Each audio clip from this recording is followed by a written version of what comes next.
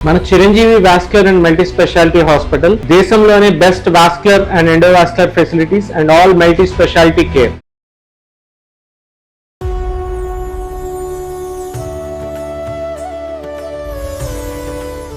భగవత్ లీలలు. అందరికీ నమస్కారం. ఈ కార్యక్రమానికి స్వాగతం. నిత్యం భగవంతుడి నామస్మరణ, నిత్యం భగవంతుడి గురించి తెలుసుకోవడం, నిత్యం భగవంతుడితో పాటు ప్రయాణం చేయడం. ఇంతే. ఇంతకు మించి భక్తి అంటే తిండి నిద్ర మానేసి భగవంతుడితోనే గుళ్ళలోనే గడుపుతూ ఇలానే ఉండాలి అని రూల్ ఎక్కడా లేదు. భగవంతుడి గురించి తెలుసుకుంటూ మన యొక్క టోటల్ జీవితంలో అది కూడా ఒక భాగం చేసుకుంటే అప్పుడు భగవంతుడికి మనం సన్నిహితంగా ఉన్నట్టే లెక్క. ఇదే మోడర్న్ డెఫినిషన్లో భక్తి అంటారేమో నాకు తెలియదు కానీ, బట్ భగవంతుడి గురించి తెలుసుకోవడానికి పెద్ద పెద్ద వేదాలు, గ్రంథాలు, పుస్తకాలు ఇవన్నీ చదివి అవపోసన పట్టాల్సిన అవసరం లేదు. పెద్దవాళ్ళు చెప్తే విని తెలుసుకుంటే అది కూడా ఆ భగవంతుడికి మనని దగ్గర చేస్తుంది. ఇదే ఉద్దేశంతో భాగంగా భగవత్ లీలలు ఈ కార్యక్రమాన్ని ప్రారంభించడం జరిగింది. నేను దీప్తి. అండ్ మరి ఆ భగవంతుడి లీలల్ని చాలా సింప్లిఫై చేసి మనకి చెప్పడానికి మనతో పాటు ఉన్నారు ప్రముఖ ఉపన్యాసకులు, ప్రముఖ వేద పండితులు బొర్రా పాండురంగ నవీన్ శర్మ గారు ఉన్నారు. ఆయనతో ఒకసారి కనెక్ట్ అవుదాం. అయ్యా నమస్కారం. నమస్కారం. ఎలా ఉన్నారు? చాలా బాగున్నాం. సూపర్. సో మీకు తెలుసు, చక్కగా మీతో ప్రయాణం చేస్తూ భగవత్ లీలలు ఈ కార్యక్రమాన్ని ఇవాళ నుంచి ప్రారంభిస్తున్నాం. అసలు మనం ఏం మాట్లాడుకుంటాం, ఆడియన్స్కి మీరిచ్చే మెసేజ్, ఆ భగవంతుడికి ప్రతి ఒక్కళ్ళు చేరాలి అని ప్రయత్నం చేస్తూ ఉంటారు, కానీ మార్గం ఏంటి అర్థం కాదు. సో ఈ ప్రోగ్రాం ద్వారా మీరేం చెప్పాలనుకుంటున్నారో చెప్పండి. చాలా సంతోషమైనటువంటి ప్రోగ్రామ్ మనం ఈరోజు చేస్తున్నామనే చెప్పాలి అసలు. ఎందుకంటే భక్తి అనేది అందరూ అనుకుంటారు ఏదో మంత్రాలు చదివితేనే భక్తి, లేకపోతే రోజు గుళ్ళకెళ్తేనే భక్తి, లేకపోతే ఇప్పుడు రేపు యమునా పుష్కరాలు లాంటివి పుష్కరాలు వస్తాయి, వెళ్ళి అక్కడ ఎక్కడో పుట్టిన చోటే ఫలానా ప్రదేశంలోనే స్నానం చేసేస్తేనే భక్తి, లేకపోతే ఫలానా దేవాలయానికి వెళ్తేనే భక్తి అనే భావంతో చాలామంది ఉంటారు. ఈ భక్తి అనే దానికి అసలు కొలమానం ఏమిటి అనేది ఎవ్వరికీ ఒక సరి అయినటువంటి అవగాహన లేదు. అంటే ఉన్నవాళ్ళు ఉన్నారు, వాళ్ళు సరి అయిన గైడెన్స్ చేయకపోవడం.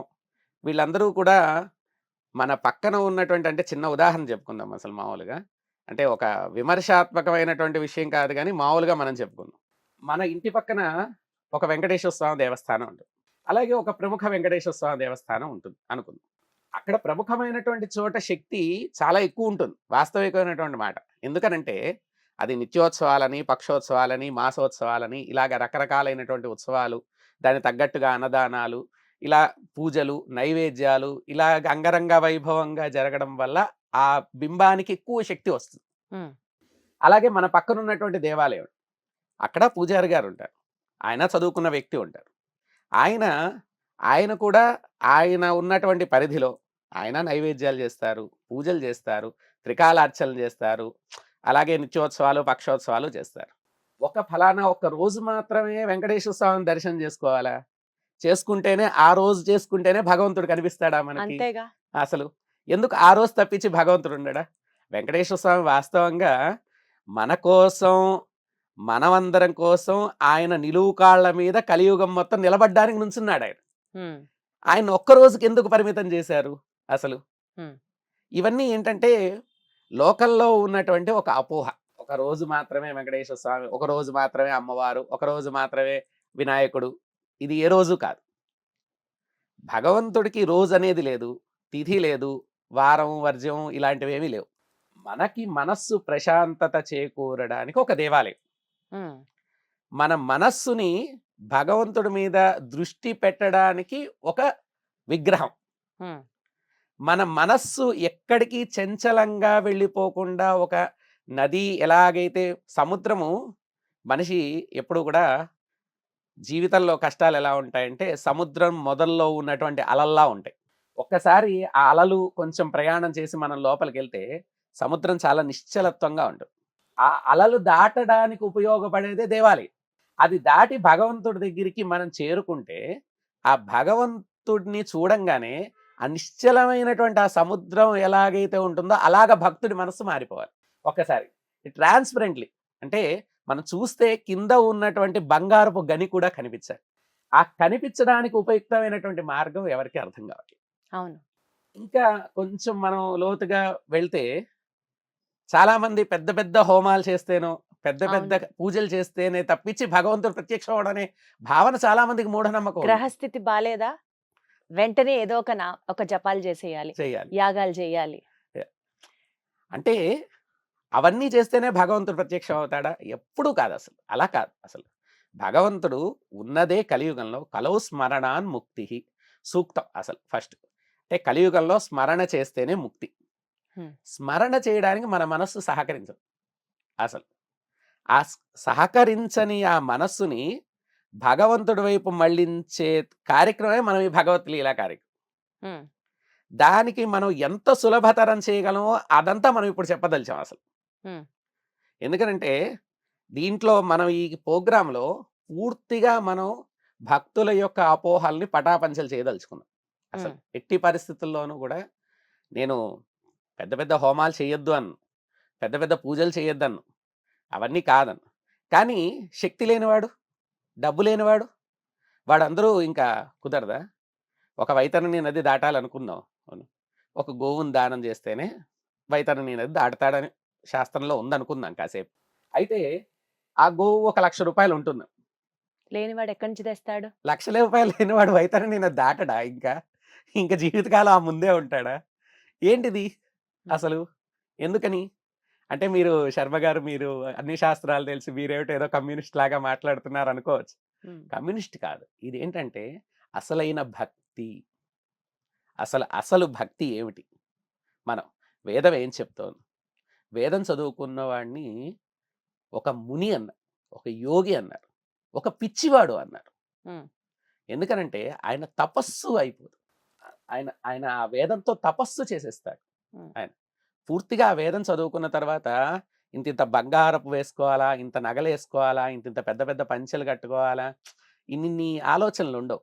ఒక ఒక భగవంతుడి యొక్క రూపం తెలుసుకున్న వాడికి ఐహికమైనటువంటి సుఖాల మీద వ్యామోహం ఉండదు. హ్మ్. అందుకని పిచ్చివాడు అన్నారు. అందుకే అంత విజ్ఞానం తెలుసుకున్నటువంటి పరమశివుడు ఏమీ వేసుకోడు. హ్మ్. ఆభరణాలు అక్కర్లేదు ఆయన. ఆయన పుర్రెల మాలలు ధరిస్తాడు. ఇలా ఆయనకి ఏ ఆభరణాలు అక్కర్లేదు అసలు. జ్ఞానవంతుడు లాగానే ఉంటాడు ఎప్పుడు కూడా. జ్ఞానం చెప్పాలి అసలు భక్తులకి. హ్మ్. అసలు నువ్వు వైతరణి నది దాటడం కోసం గో ₹1,00,000 పెట్టి గోవునే దానం చేయక్కర్లేదు. హ్మ్. దానికో మార్గం ఉంది. హ్మ్. అసలు ఒక చిన్న కథ ఉంటుంది. సత్యభామ రుక్మిణీల కథ అని. దాంట్లో రుక్మిణి తులసి దళం వేస్తేనే తులాభారం ఇటు తూగింది అని ఒక పిట్ట కథ ఉంది మామూలుగా. అది భాగవతంలోను వాటిల్లోనూ ఎక్కడా ఉండదు. అది పిట్ట కథలు అంటారు.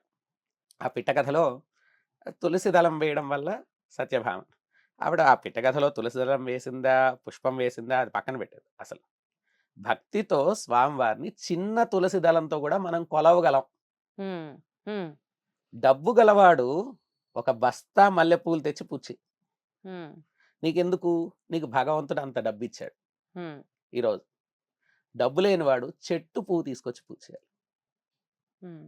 అసలు ఇంటి దగ్గర నుంచి చెట్టు పువ్వులు రోజు ఏదైనా పూజ చేయాలి కంపల్సరీ. భగవంతుడు పూజ చేయాలి. ఎందుకంటే భగవంతుడు పూజ మన కోసం చేయాలి, భగవంతుడి కోసం కాదు. కాదు. అసలు ఎప్పుడు అసలు హ్మ్. భగవంతుడు నీ కోసం పూజ భగవంతుడికి అవసరం లేదు. అసలు నన్ను భగవంతుడు పూజ చెయ్యి అని భగవంతుడు చెప్పడుగా. చెప్పడు అసలు. అసలు ఆయన పూజలు అందుకోవడం కోసం కాదు. మనం ఎందుకు పూజలు చేస్తున్నామంటే మనకిన్ని ఇస్తున్నటువంటి భగవంతుడికి మనం ఏదో ఒకటి సమర్పించాలి. హ్మ్. సమర్పణా భావన దృష్టితో మనం చేస్తున్నటువంటిదే తప్పించి పూజ అనేది. నాకు పూజ చేయమని ఏ దేవుడు చెప్పలేదు అసలు. ఒక షోడశోపచార పూజలు చేస్తూ ఉంటే ఒక్కొక్కటి ఒక్కొక్క పుష్పంగా మనం సమర్పించడం. ఒక్కొక్క దానికి ఒక డెఫినిషన్ ఉంది. ఒక అర్థం ఉంది. ఓ పరమార్థం ఉంది దానికి. ఒక్కొక్క ఉపచారానికి ఒక్కొక్క పరమార్థం ఉంది. అవన్నీ ఎందుకు చేస్తాం? ఇవన్నీ మనం ఈ భగవత్ లీలనే కార్యక్రమంలో మనం చెప్పదలిచాం అసలు. అద్భుతం. అసలు మనం ఇప్పటివరకు ఇన్ని చెప్పుకున్నాం. అసలు భగవంతుడిని పూజించడానికి కోట్లే అక్కర్లేదు అని చెప్పి. హ్మ్. అసలు ఇది మనం చెప్పుకోవడానికి అసలంటూ ఒక విషయం ఉండాలా? అసలు హ్మ్. పురాణంలో ఏం జరిగింది? అసలు పూర్వం ఎప్పుడైనా ఇలాగ చిన్నవాళ్ళని భగవంతుడు రక్షించాడా? అసలు అదొక మామూలుగా ఒక చిన్న కథ మనం తెలుసుకుందాం. మామూలుగా చిన్న కథ. ఒకానొక పెద్ద సముద్రం ఉంది. ఆ సముద్రం దగ్గర 2 పిచ్చుకలున్నాయి. ఆ పిచ్చుకలు 2 గుడ్లు పెడుతాయి. ఆడ పిచ్చుక గుడ్లు పెడుతుంది. గుడ్లు పెడుతూ ఉంటే గుడ్లు పెట్టంగానే సముద్రుడు అన్నాడు, ఇది నా ప్రదేశం, మీరు ఇక్కడ గుడ్లు పెట్టకూడదు, నేను అలలు వస్తాయి, అలలు వచ్చి కావాలని తీసుకెళ్ళిపోతాను. మగపక్షి ఆడపక్షి అనుకున్నారు, మనం ఇక్కడ ఆయన ప్రదేశంలో మనం గుడ్లు పెట్టకూడదు, ఆయన చెప్పారు కాబట్టి మనం కొంచెం దూరంలో వెళ్ళి మనం గుడ్లు పెడదాం అని అంటే అప్పుడు సరే అని చెప్పి వాళ్ళు కొంత దూరంలో పెట్టుకుని, సముద్రుడు చూసావా నన్ను చూసి భయపడ్డారు వీళ్ళు, ఉమ్, ఎలాగైనా సరే ఆ దూరంలో ఉన్నారు కదా వీళ్ళని ఇంకొంచెం మనం భయపెడదాం, ఉమ్, కొంచెం పెద్దల తీసుకొచ్చి చూసావా ఇక్కడ కూడా మీరు ఉండకూడదు, ఇక్కడ ఉంటే నేను తీసుకెళ్ళిపోతారు అని. అప్పుడు మగపక్షి అడిగింది. ఎప్పుడు కూడా మనం ప్రశ్న చేయకపోతే అది చాలా తప్పు. అసలు మగపక్షి అడిగింది, మేము మీరు చెప్పిన పరిధి కంటే కూడా మేము దాటి ఉన్నాం కదా, మరి మమ్మల్ని ఎందుకు, లేదు ఇది కూడా నా ప్రదేశమే, మీరు ఇటు వెళ్ళిపోవాల్సింది కాదు, ఎలాగైనా సరే ఇది మీరు చెప్పిన దానికంటే మేము బయట ఉన్నాం కాబట్టి మేము ఇక్కడ ఉండదగ్గ వాళ్ళము అని. అంటే సరే అయితే చూద్దాం, మీరో నేను తేల్చుకుందాం సముద్రుడు. ఉమ్, సరే అలాగే ఆడపక్షి గుడ్లు పెట్టింది. ఉమ్, గుడ్లు పెట్టిన తర్వాత ఓ రాత్రి అవ్వంగానే వీళ్ళు ఆహారం కోసం వెళ్ళంగానే సముద్రుడు పెద్ద అలతో వచ్చి ఆ గుడ్లని మింగేశాడు. అయ్యో. ఉమ్, మింగేశాడు. మింగేస్తే చాలా బాధపడ్డాయి ఈ మగ. వెళ్ళి సముద్రుడిని ప్రశ్నించాయి, నువ్వు ఎందుకు మా పిల్లల్ని నువ్వు ఇలా అపహరించు, ఏ తల్లికైనా సరే తన్ను కొడితే బాధపడదు, బాధపడదు. ఉమ్, పిల్లల్ని కొడితే మాత్రం చాలా బాధపడదు, తల్లిదండ్రులు చాలా ఇబ్బంది పడతారు. అలాగే సరే ఈసారి కూడా పక్షులు గుడ్లు పెట్టే సమయం, అప్పుడు ఆడపక్షి అంది మగపక్షి, మనం సముద్రుడితో పోటీ పడలేం కాబట్టి మనం వేరే ప్రదేశానికి వెళ్ళిపోయి అక్కడ గుడ్లు పెట్టు.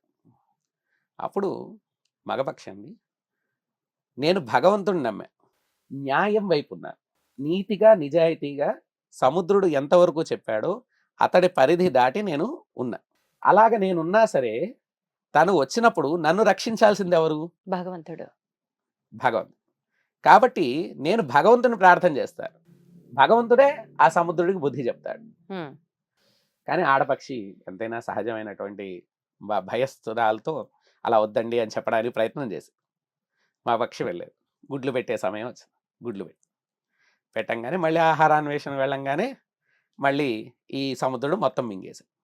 ఆడపక్షి ఏడుస్తూ చెప్పింది, నేను ఎంత చెప్పినా సరే మీరు వినలేదు, భగవంతుడు భగవంతుడు అని అన్నారు, మీరు నమ్మిన భగవంతుడు ఈరోజు నా పిల్లల్ని రక్షించలేదు, ఎందుకంటే మనం చిన్నవాళ్ళ దగ్గరికి భగవంతుడు రాడు, సముద్రుడు పెద్దవాడు, పైగా ఈ భూమండలం మొత్తం మీద సగం ఆక్రమించినటువంటి వాడు, తన్ని చూసి భగవంతుడు ఆలోచిస్తాడు, మనల్ని చూసి కాదు. మనం భూమిలో ఒక చిన్న పిపీలికం, అంటే చిన్న పిట్టలం, మనలాంటి పిట్టలు ఎన్నో ఉన్నాయి కాబట్టి మనం వెంటనే ఈ మగపక్షంది, నువ్వు తప్పుగా ఆలోచిస్తున్నావు, భగవంతుడు ఎప్పుడు కూడా చిన్నవాళ్ళు పెద్దవాళ్ళు అని చూడు, మనకి ఇప్పుడు అన్యాయం జరిగింది, మన పక్షిరాజు అయినటువంటి గరుత్మంతుడిని ప్రార్థన చేస్తాం, ఆయన ఏం చెప్తాడో అని చెప్పి తను అకుంఠిత దీక్షతో పక్షిరాజు కోసం ప్రార్థన చేస్తాడు. పక్షిరాజు వచ్చాడు, గరుత్మంతుడు వచ్చి, ఏమిటయా నీ సమస్య అంటే, మేము చిన్నవాళ్ళం కాబట్టి అదేంటి సముద్రుడు ఇలాగా మా గుడ్లని దొంగలించుకుని వెళ్ళిపోయాడు, మా పిల్లలు మాకు లేకుండా చేశాడు, ఇప్పుడు మీరు మా తరపు నిలబడి మాకు న్యాయం చేసి పెట్టండి అని. అంటే గరుత్మంతుడు ఒక్క నిమిషం కూడా ఆలోచించకుండా వెళ్ళి సముద్రుడి దగ్గరికి వెళ్ళి, నువ్వు ముందు ముఖ్యంగా వాళ్ళ గుడ్లు వాళ్ళకి ఇచ్చేసేయి, వాళ్ళని క్షమాపణ చెప్పు ముందు.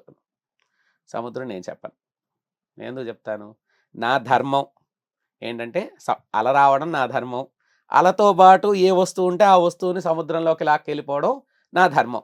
కానీ మగపక్షిని ఆయన ఇక్కడ వరకే అని ఒక గీత చెప్పారు, ఆ గీత దాటి మేము ఉన్నాం, అయినా సరే ఆయన కావాలని చేశారు. అంటే సముద్రుడు, మరి వాళ్ళ గుడ్లు వాళ్ళకి ఇవ్వాల్సిన ధర్మం నీది, ఇచ్చేసే అన్నాడు సముద్రుడు. నేను ఇవ్వను అన్నాడు. వెంటనే గరుత్మంతుడు నీళ్ళు మొత్తం తాగేశాడు మొత్తం. అర్థం కాలేదు సముద్రుడికి. ఎంతసేపు సముద్రుడు ఏమనుకున్నా అంటే, నేను బాగా గొప్పవాడిని, రత్నరాశులన్నీ నా దగ్గర ఉన్నాయి, ధన సంపదలన్నీ నా దగ్గర ఉన్నాయి, మొత్తం ఈ భూమండలం మొత్తంలో సగం పై భాగం అంతా నా ఆధిపత్యంలో ఉంది, నేను చెప్తే భగవంతుడు వింటాడు, పక్షులు చెప్తే, చిన్న పక్షులు చెప్తే వెండు, కాబట్టి నేను ఆ గుడ్లని నా ఇష్టం వచ్చినట్టు చేసుకోవచ్చు అనుకున్నాను. వచ్చి ఆటోమేటిక్గా ఒక్కసారిగా ఆ నీళ్ళు మొత్తం తాగేసేయంగానే సముద్రుడికి ఏం అర్థం కాదు. అంటే వెంటనే నా నీళ్ళు నాకు కావాలి, అంటే గుడ్లు ఇచ్చేస్తే నీళ్ళు ఇచ్చేస్తా. హ్మ్. వెంటనే గుడ్లు తీసుకొచ్చి పక్షులకి ఇచ్చి నీళ్ళు మొత్తం ఇచ్చేసాడు ఆయన. ఒక్కటే మాట చెప్పాడు, నీకు రత్నరాశులు ఉండొచ్చు, ధన సంపదలు ఉండొచ్చు, నీ నీళ్ళు ఎవరికి పనికిరావు. ఆ పక్షులు ఉన్నాయి చాలా ప్రయోజకత్వమైనటువంటి. ఇక్కడ నుంచి ఒక విత్తనాన్ని తీసుకెళ్ళి వేరే చోట పారుతాయి, వృక్షాన్ని తెప్పిస్తాయి, సంతతి పెంచుతాయి, చాలా ఉపయోగకరమైనటువంటి పనులు చేస్తాయి. చిన్నవి కాదు అక్కడ, చిన్నవి పెద్దవి, ధనం ఉంది ధనం లేదు ఈ సబ్జెక్ట్ కాదు. ఎంత శ్రద్ధగా నీ పని చేస్తున్నావు, ఎంత శ్రద్ధగా భగవంతుని ప్రార్థిస్తున్నావు అనే దాన్ని బట్టే నేను చూస్తా తప్పించి నీ దగ్గర రత్నరాశులు ఉన్నాయా వాళ్ళ దగ్గర ఏమీ లేదా అని. ఇదే మనం భగవత్ లీల అనే సబ్జెక్ట్లో చెప్పబోతున్నాం. అద్భుతం, చాలా ఇంట్రెస్టింగ్ గా ఉంది.